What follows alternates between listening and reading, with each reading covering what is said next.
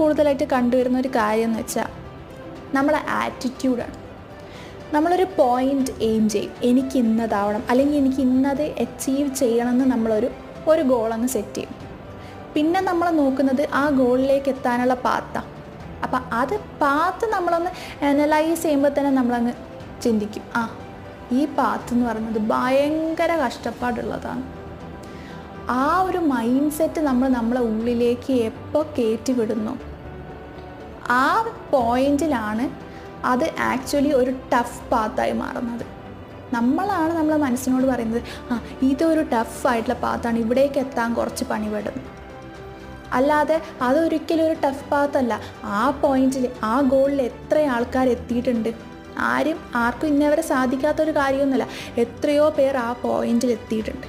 അപ്പോൾ മറ്റുള്ളവർക്ക് ആ പോയിന്റിൽ എത്താൻ പറ്റുമെങ്കിൽ നിങ്ങൾക്കും എത്താൻ പറ്റുന്നത് തന്നെയാണ്. പിന്നെ എന്തിനാണ്